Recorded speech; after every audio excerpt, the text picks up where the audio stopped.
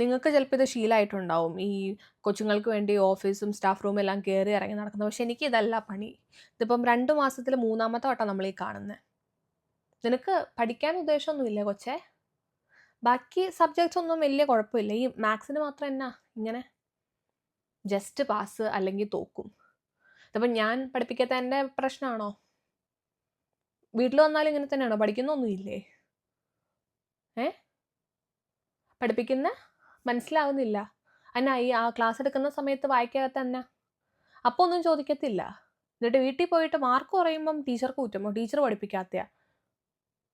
Doubt ചോദിക്കാൻ പേടിയോ? എന്നെ എന്തിനാ പേടിക്കുന്നത്? ഞാൻ ഒന്നിനെ പിടിച്ച് തിന്നുവോ ഡൗട്ട് ചോദിക്കുമ്പോൾ? അല്ല, ക്ലാസ്സിൽ വേറെ ഒരു കുട്ടികൾക്കും ഒരു കംപ്ലൈൻറ്റും ഇല്ല. എല്ലാവരും നന്നായി പഠിക്കുന്നുണ്ട്, നന്നായി എല്ലാം ചെയ്യുന്നുണ്ട്. നിനക്ക് മാത്രം എന്താ? ട്യൂഷൻ.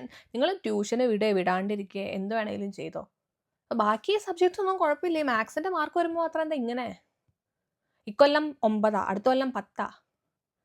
ഒരു ടെസ്റ്റും കൂടെ ഉണ്ട്. ഇനി അതിനും കൂടെ മാർക്ക് കുറഞ്ഞു കഴിഞ്ഞാൽ നമുക്ക് 10th എക്സാം ഇവിടെ എഴുതിപ്പിക്കാൻ പറ്റത്തില്ല. ഞാൻ പ്രിൻസിപ്പൽ മാമിനോട് പറയും ടി സി കൊടുത്ത് വേറെ ഏതെങ്കിലും സ്കൂളിലോട്ട് പോവാൻ. നീ കഴിഞ്ഞ ദിവസം ബി ഡിവിഷനിൽ റോഷനായിട്ട് കുറേ നേരം ഒന്ന് സംസാരിക്കണ്ടായിരുന്നല്ലോ ഇൻ്റർവെല്ലിന്. 15 മിനിറ്റ് ഭയങ്കര സംസാരാ. ഇതൊന്നും ഞാൻ കാണത്തില്ല എന്നാണോ വിചാരം? എന്നെ കണ്ടപ്പോഴത്തേക്കും ചാടി അങ്ങ് പെട്ടെന്ന് ക്ലാസ്സിലോട്ട് അങ്ങ് ഓടി.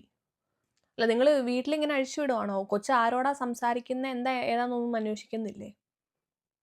15 മിനിറ്റ് ആ വരാന്തയിൽ നിന്ന് അപ്പുറത്തെ ക്ലാസ്സിലെ ചെറുക്കനോട് ഇത്രമാത്രം വർത്താനം പറയാൻ എന്നാന്ന് എനിക്കറിയത്തില്ല.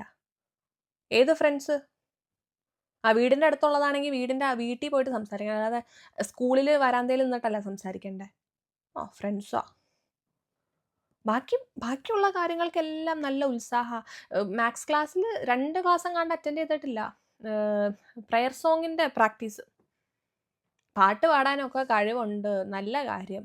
അതൊക്കെ ഒരുമിച്ച് ബാലൻസ് ചെയ്യാൻ പറ്റുന്ന പിള്ളേരാണെങ്കിൽ ആ പണിക്ക് പോവുക. ഞാൻ എൻ്റെ ഒരു അഭിപ്രായം പറയാം. ഈ കൊച്ചിന് CBSE ഒന്നും പറ്റത്തില്ല. നിങ്ങൾ വല്ല സ്റ്റേറ്റ് സിലബസിലോട്ട് കയ്യോടെ മാറ്റി കഴിഞ്ഞാൽ 10ാം ക്ലാസ് പാസ്സാവെങ്കിലും ചെയ്യും. അങ്ങനെ വലിയ പഠിക്കാനുള്ള CBSE പഠിക്കാനുള്ള കാലിബറൊന്നും നിങ്ങളുടെ കൊച്ചിനില്ല.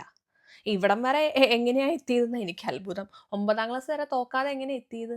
അവർ ചുമ്മാ ഇങ്ങനെ ജയിപ്പിച്ച് വിട്ടിട്ടുണ്ടാവും ഇത്രയും വർഷങ്ങൾ. അപ്പോൾ അതിന് പറ്റിയ സ്കൂൾ നോക്കുക. ഇനിയിപ്പം നമ്മുടെ സ്കൂളിൽ നമുക്ക് 100% വിജയമാണ് സോഫാർ കിട്ടിയിട്ടുള്ളത്. ഇനിയിപ്പോൾ ഒരാൾ തോറ്റു എന്ന് പറഞ്ഞ് അത് സ്കൂളിൻ്റെ റെപ്യൂട്ടേഷനെ ബാധിക്കും.